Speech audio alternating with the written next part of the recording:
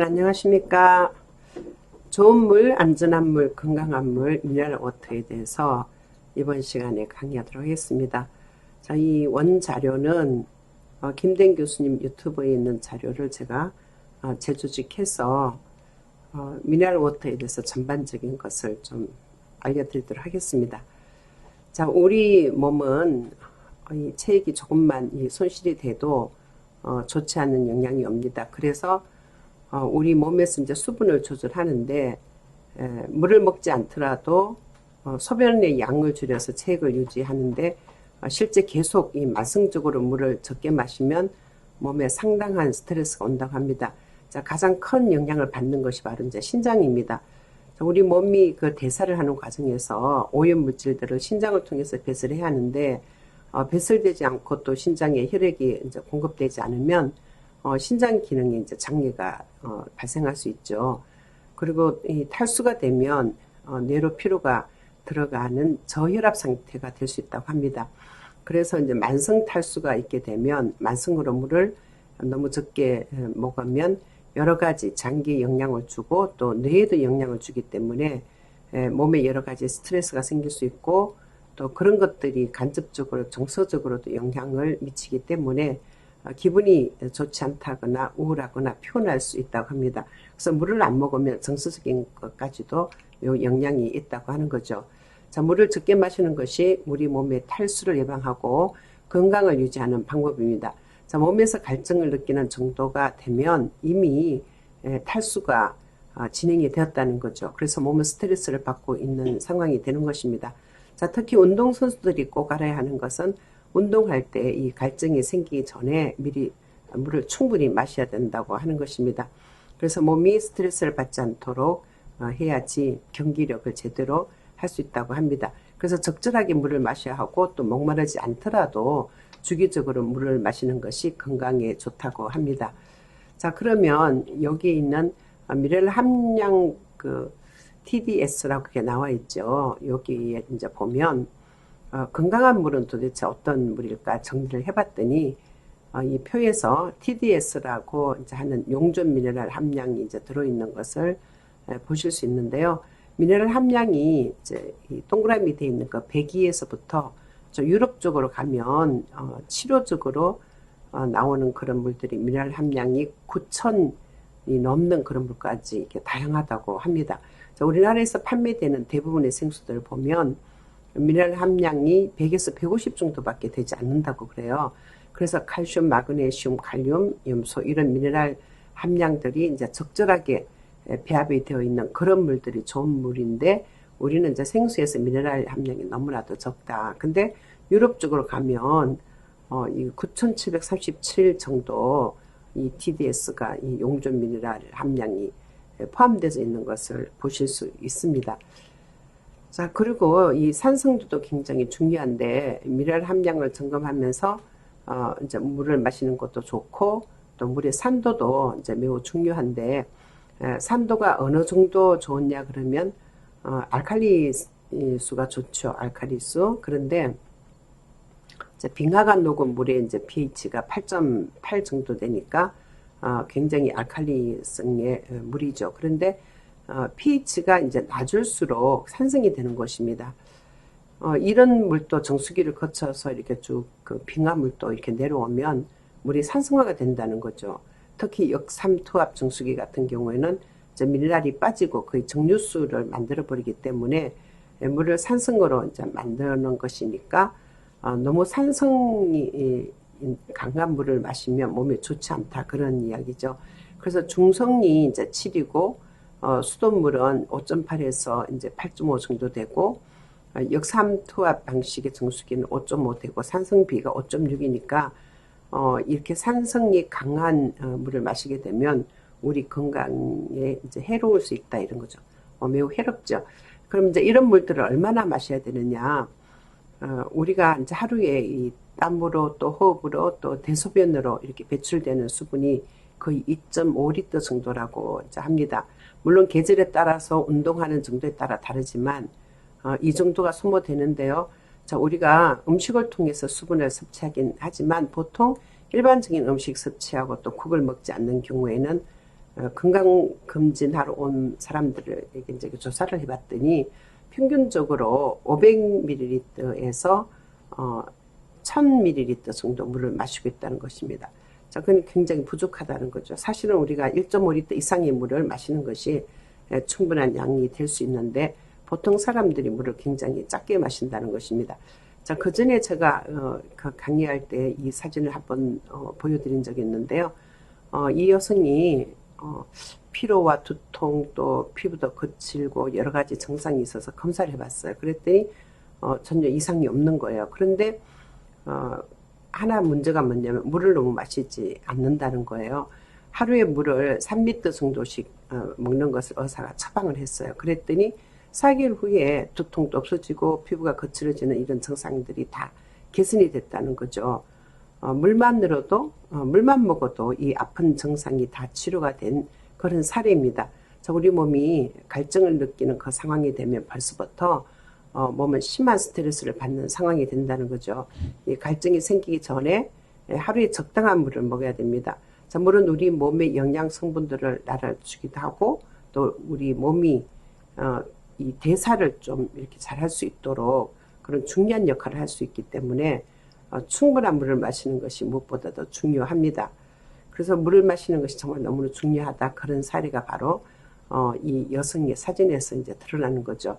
이 여성은 피부 주름도 줄어들고 이제 굉장히 드라마틱한 그런 변화가 생겼는데요.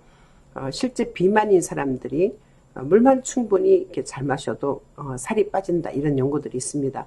비만이 사실은 영양이 과다한 것보다는 영양 불균형 때문에 비만이 생긴다고 합니다. 자, 많이 먹더라도 균형을 잘 맞춰서 먹으면 살이 오히려 덜 찔 수 있다는 거죠. 그러니까 어떤 사람, 많은 사람이 막 음식 잘 먹고 굉장히 다른 사람보다 많이 먹는데도 살이 안 찌는 사람이 있어요. 영양 균형이 맞아서 그렇다는 거고요. 대부분 사람들은 작게 먹고도 살이 찌는데 그것은 영양 불균형 때문에 그렇다 이런 이야기입니다. 자, 이 물도 우리 몸이 그 대사하는 그 과정에 굉장히 중요한 역할을 하는데 탈수 상태가 되면 몸이 그 대사 과정에서 이 잘못된 찌꺼기 같은 에너지들을 그대로 이제 남겨져 있기 때문에 물을 충분히 마시면 몸의 대사가 잘 되는 거죠. 그래서 비만한 사람은 물을 적게 이렇게 먹어서 이렇게 비만하게 된 사람들은 이제 물을 충분히 먹으면 몸의 대사가 좀 더 원활하게 되면서 체중을 좀 줄일 수 있다고 합니다. 자, 보통 식사를 하고 나서 물을 많이 마시게 되면 소화액이 희석이 돼서 소화에 그 방해가 될 수 있습니다.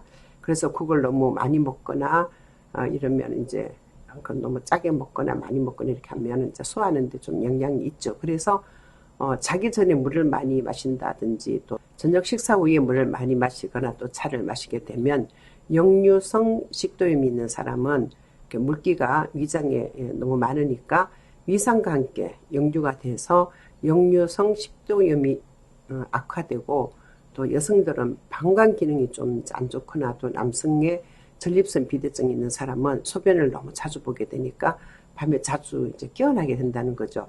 자, 그런 사람들이 아니라면 보통 사람들은 식전이나 또는 아침과 점심과 저녁 그 사이에 식간에 한 잔씩 250cc 정도 되는 물컵을 한 8잔 정도 이렇게 마시면 굉장히 안전하다 이렇게 보는 것입니다. 자, 물은 그럼 몇 도씨가 가장 건강에 좋을까요? 차가운 물을 많이 마시면 위장에 음식물이 기름기가 굳어져서 혈관에 기름때가 낀다든지 동맥경화가 심해지거나 중풍, 심장병이 생긴다는 그런 이야기가 있는데 물 온도에 대해서는 찬물이 안 좋은 것처럼 이렇게 생각을 많이 하는데 미지근한 체온 정도 36도씨의 물이 이제 좋다고 그렇게 이야기를 하는데 찬물을 먹는다고 해서 혈관의 동맥경화를 심하게 만들지는 않는다는 것입니다. 자, 그러면 가장 맛있다고 느끼는 물의 온도는 10도씨 정도라고 합니다. 자, 호텔에서 물을 서빙할 때 보면 사람들이 먹을 때 아주 청량한 느낌이 들도록 물맛이 이제 가장 좋도록 만드는데 그 온도가 10도씨 정도가 이제 대기에서 서빙을 한다고 합니다. 자, 어떤 온도가 건강에 좋은 물일까요? 자, 5도씨 이하의 그 물은 너무 차기 때문에 이런 물을 많이 이제 먹게 되면 혈관을 수축시켜서 혈압이 올라간다고 그럽니다. 그래서 5도씨 이하의 물을 상용하면 자꾸 혈압에 변동을 주니까 건강에 좋지 않을 수 있다고 하는 것입니다. 자, 그리고 물의 클러스터 같은 것들이 이제 낮을수록 이 클러스터가 작아져서 건강에 도움이 될 수 있다라는 그런 이론적 배경들이 있기 때문에 건강에 좋은 물의 온도는 5도씨에서 15도씨 사이의 물이 가장 좋다고 하고요. 5도씨 이하는 좋지 않다는 보고들이 있기 때문에 물의 양은 하루에 1리터 마시는 것이 좋고, 물 먹는 시간은 여러 가지 그 사람의 건강 상태에 따라 뭐 차이는 있긴 하지만 식전이나 식간이나 이 사이에 이제 먹는 것이 좋고, 물의 온도는 5도씨에서 15도씨 사이가 좋을 것이다 이렇게 하면서 물과 건강학회에서도 그렇게 안내를 하고 있습니다. 자, 그러면 물의 온도를 낮추면 육각 구조가 더 많아진다라든지, 또 온도를 낮추면 물의 클러스터가 더 작아져서 혈액순환에 도움을 줄 수 있다 이런 얘기도 있다는 것입니다. 그리고 저 물은 알칼리수가 몸에 좋다고 하고 또 요즘은 수소수 같은 그런 수소를 첨가하면 이제 수소가 항산화 역할을 하기 때문에 뭐 도움이 된다 그런 얘기도 있는데, 이런 것들이 다 기능수라는 거죠. 실제 이런 물들이 실험실에서 세포가 노화되는 또 이 산화되는 것을 막는 항산화 역할이 있는지에 대한 연구를 동물을 대상으로 이제 이 연구를 한 것이 이제 있었는데요. 예를 들면 알칼리수 같은 이 조직에는 도움을 줄 수 있는데, 문제는 알칼리수라든지 여러 가지 기능수들이 위장으로 들어가서 강한 위산에 섞여서 음식물과 같이 이렇게 섞어지면서 이 복수가 되기 때문에 그대로 이 몸에까지 전달이 되는가, 이게 문제라는 거죠.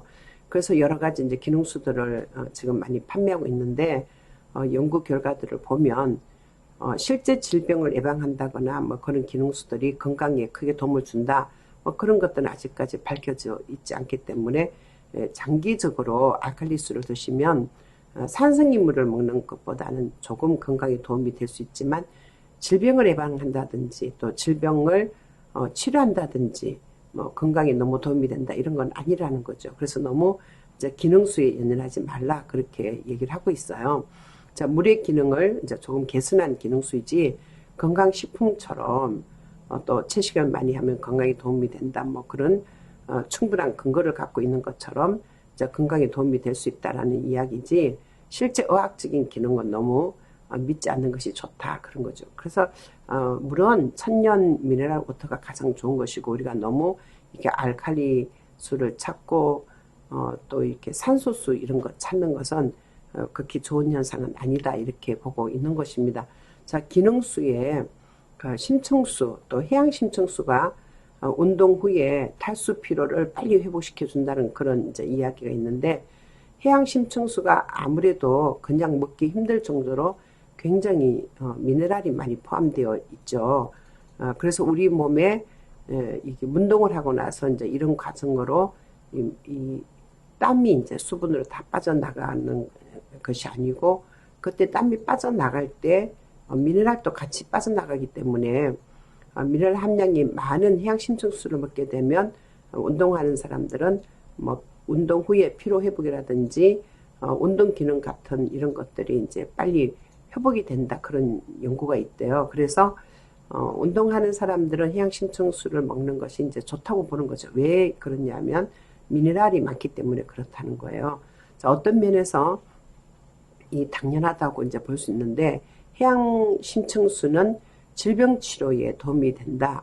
자, 이렇게까지 가장을 해서는 안 된다고 얘기를 하는데, 어쨌든 미네랄 워터를 이제 제대로 드시면 많은 질병을 예방하고 질병을 치료한 그런 많은 사례들이 있습니다.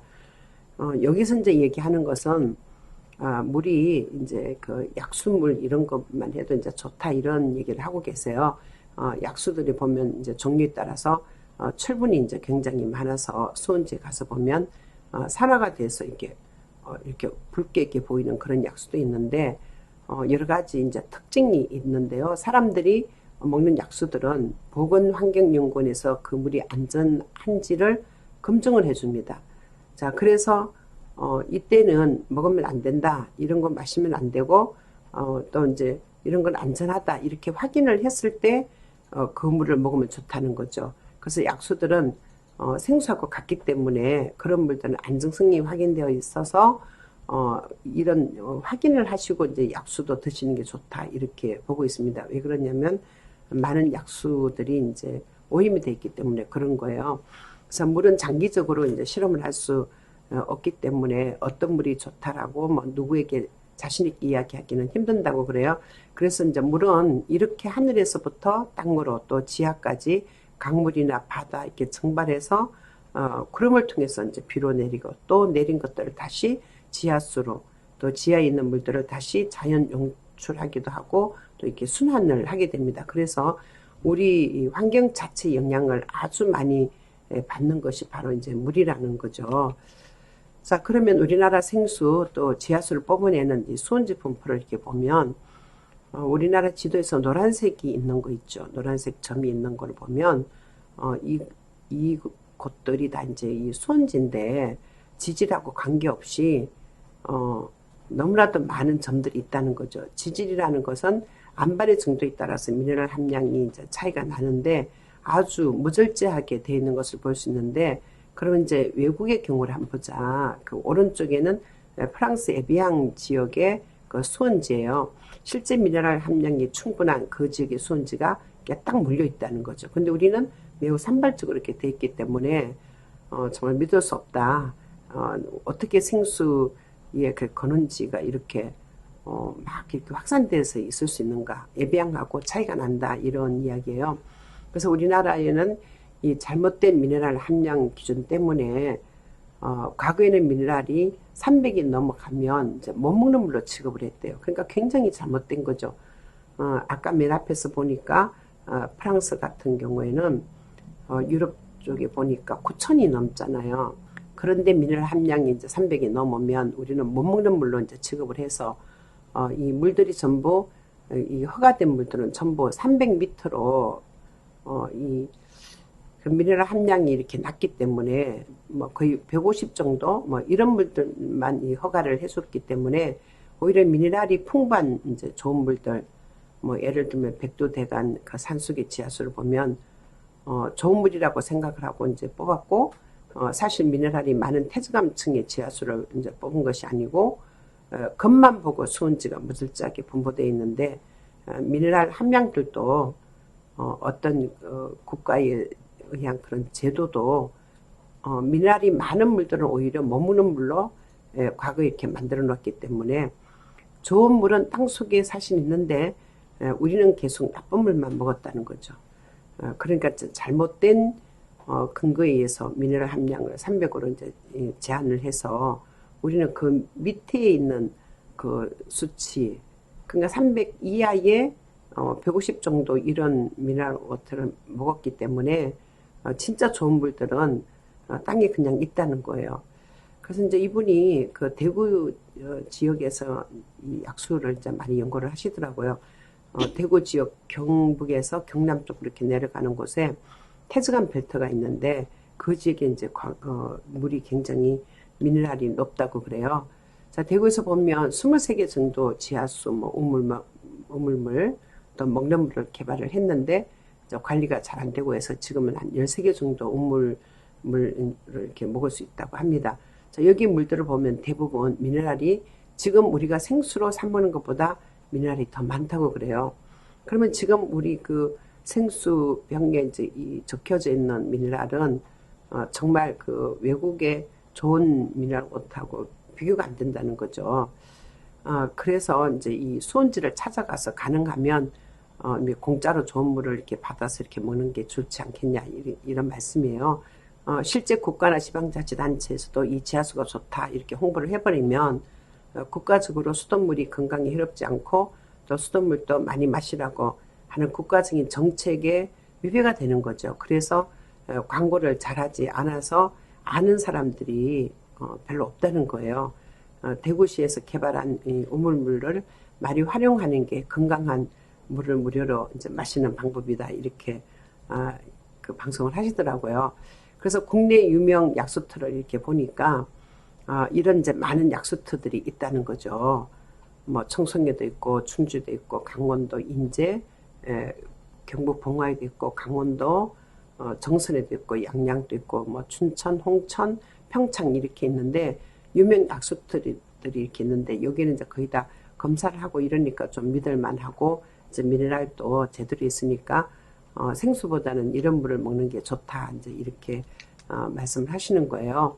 자, 장기적으로 수만 명을 대상으로 한 이 30년 동안 이제 수돗물을 먹는 사람들은 수돗물을 먹고 지하수 또 생수를 먹는 사람은 생수를 먹고 해서 이런 것들 참 이 추적하기가 힘들다고 그래 연구하는 게. 그래서 물 연구는 워낙 사람들이 목이 마르면 어떤 물이라도 먹어야 되고 또 물은 통제하기가 힘들죠. 그래서 우리 몸의 생명에 필수적인 물이기 때문에 물 연구를 한다는 것은 계속 한 물만 먹고 이렇게 쭉 이렇게 종단적인 연구를 이렇게 하는 것이 쉽지 않다는 거죠.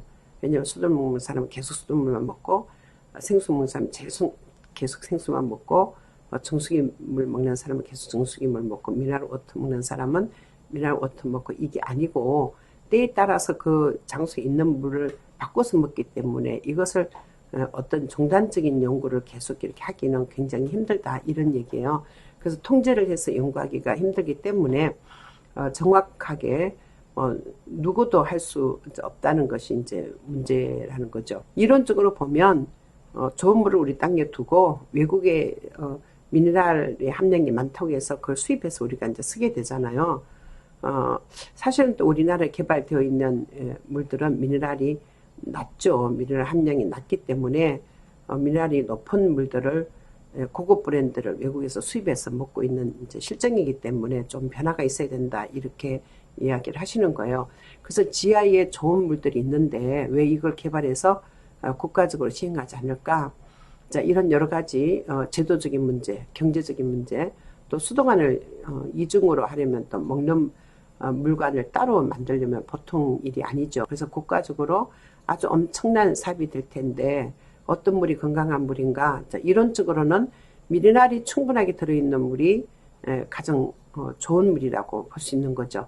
근데 우리나라 사람들이 벌써 미네랄이 적은 물에 익숙해져 버려서 실제 이제 이 미네랄이 많은 물을 먹게 되면 이제 맛이 이상하다고 느끼는 거죠. 그래서 물을 먹는 것이 건강에 도움이 된다는 그런 연구를 하기 힘들기 때문에 건강한 물에 대한 연구는 참 어렵다고 이렇게 보시더라고요.